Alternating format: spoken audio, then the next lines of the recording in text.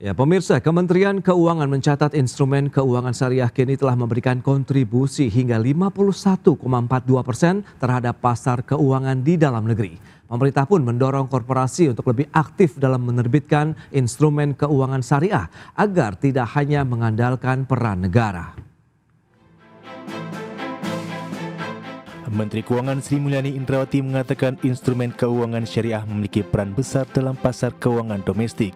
Bahkan instrumen keuangan syariah memberikan kontribusi sebesar 51,42% terhadap pasar keuangan dalam negeri.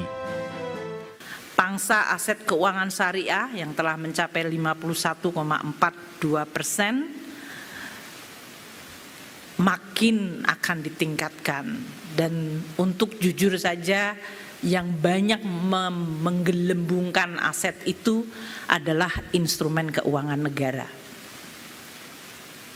Sukuk di Indonesia didominasi oleh sukuknya negara. Korporasi mungkin perlu untuk didorong lebih banyak lagi. Sri Mulyani mengatakan reformasi regulasi menjadi salah satu kunci dalam mendukung Indonesia menjadi pusat keuangan syariah dunia, di mana pemerintah melalui Undang-Undang P2SK telah mengatur keberpihakan pada institusi berbasis syariah, termasuk merger bank-bank syariah, agar memiliki skala besar dan daya saing internasional. Lebih lanjut, Sri Mulyani menyampaikan untuk mencapai status pusat ekonomi syariah dunia, maka perlu dibangun ekosistem yang kuat melalui 3 pilar utama, yakni halal value chain, keuangan syariah, serta dana sosial dan literasi inklusif. Pilar-pilar ini diharapkan menjadi fondasi kebijakan yang berkelanjutan. Dari Jakarta, Tim Liputan IDX Channel. Baik pemirsa, untuk membahas tema kita kali ini, tekad Indonesia menjadi pusat keuangan syariah dunia. Kita sudah tersambung melalui Zoom bersama dengan Bapak Muhammad Amin Nurdin, praktisi perbankan, dan juga sudah bergabung Pak Irfan Sauqibek. Beliau adalah Dekan Fakultas Ekonomi dan Manajemen IPB University. Langsung saja kita sapa ini. Halo Pak Irfan, apa kabar Pak? Baik, Alhamdulillah. Sehat, Mas Pras? Alhamdulillah sehat, terima kasih juga atas waktu yang disempatkan. Pak Irfan, kemudian Pak Amin, apa kabar Pak? Sehat Mas Pras, Alhamdulillah. Baik, terima kasih juga atas waktu yang disempatkan. Dan sebelum membahas lebih jauh ini Pak Irfan juga mungkin bisa mereview terlebih dahulu seperti apa sih sebenarnya ekosistem keuangan syariah di Indonesia nih saat ini. Ya, baik, makasih Mas Pras. Bismillahirrahmanirrahim. Jadi memang kalau bicara ekosistem hari ini, kita akui ya bahwa Indonesia saat ini berada pada fase pertumbuhan yang sangat dinamis ya, dan tentu dengan tantangan yang semakin berat ya, apalagi situasi ekonomi juga secara global mengalami tekanan yang sangat luar biasa. Tapi saya melihat bahwa ekosistem ini semakin tumbuh ya, dan juga dari sisi keterlibatan dan partisipasi masyarakat juga semakin besar. Nah, ini kita bisa lihat ya dari beberapa indikator, misalnya pertama dari segmen masyarakat yang menjadi nasabah di dalam industri keuangan syariah, baik di industri perbankan maupun industri non-bank ya, baik muslim maupun non-muslim, itu jumlahnya juga mengalami peningkatan.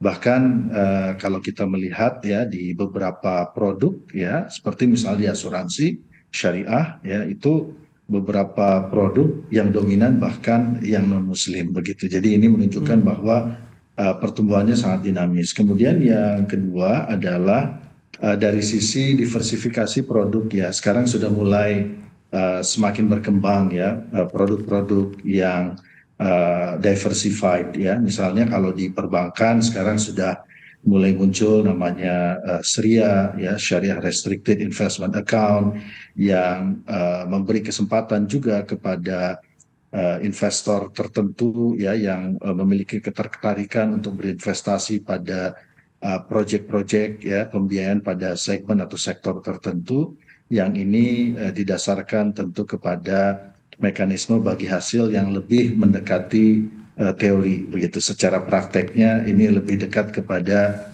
teori yang idealnya begitu. Nah, jadi ini contoh yang terus berkembang. Belum lagi contoh yang lain, misalnya perkembangan kombinasi antara produk keuangan komersial syariah dengan produk keuangan sosial syariah.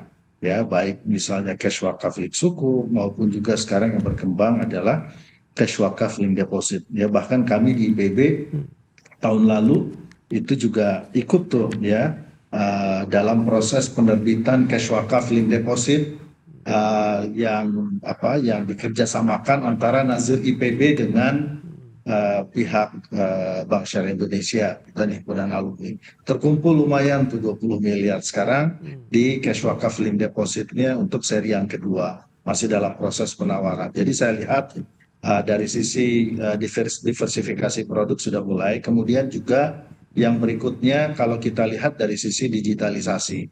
Digitalisasi juga mengalami perbaikan dan peningkatan ya yang cukup signifikan ya dan sangat progresif, meskipun beberapa persepsi publik mengatakan ini masih perlu ditingkatkan. Tetapi saya melihat bahwa upaya ke arah sana ya, upaya untuk misalnya mendorong misalnya Bank Syariah untuk punya mobile banking yang lebih dekat dengan kebutuhan masyarakat. Nah, sekarang semakin meningkat ya. Nah, kemudian yang saya lihat juga meskipun ya secara data inklusi masih relatif stagnan dibandingkan dengan literasi, tetapi saya melihat bahwa ekosistem keuangan syariah ini terus tumbuh dan tinggal bagaimana mendorong keterkaitan yang lebih kuat lagi, terutama dengan pengembangan industri halal.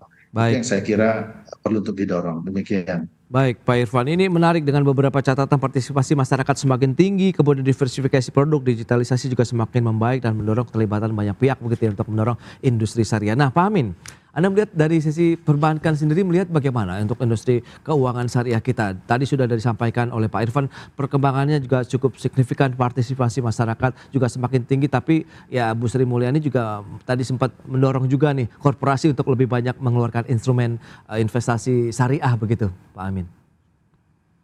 Ya, Mas Pras, terima kasih. Kalau dilihat dari sisi perbankan sendiri, sebenarnya kalau saya mencermati sekarang ini memang pertumbuhannya cukup pesat ya.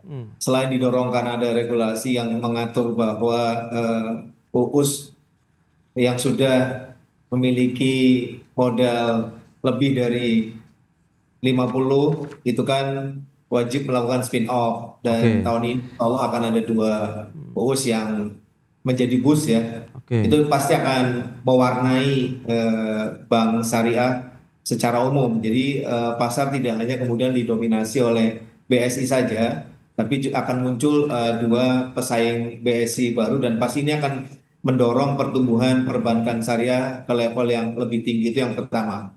Yang kedua, sebenarnya kalau secara umum, kalau tadi Bu Sri Mulyani bilang kontribusi syariah terhadap keseluruhan PDB mungkin ya, itu ekonomi Indonesia itu kan 51%. Ini memang kemudian bentuk secara umum, kalau kita bicara keuangan syariah ini, total secara keseluruhan itu sudah hampir 10.000 triliun ya, Mas Pras. Meskipun kemudian kalau kita bicara market share, memang belum tembus 8% ya, hampir ya 7,72% kalau kita bicara Desember tahun 2024, angkanya seperti itu. Tapi saya yakin dengan nantinya akan ada target-target yang cukup besar dari 2 bank yang tadinya UUS menjadi boost. Ini kan kita semua sudah tahu ya, sudah ramai di media massa, ada 2 bank besar yang UUS-nya akan spin off di tahun ini. Ini pasti akan kemudian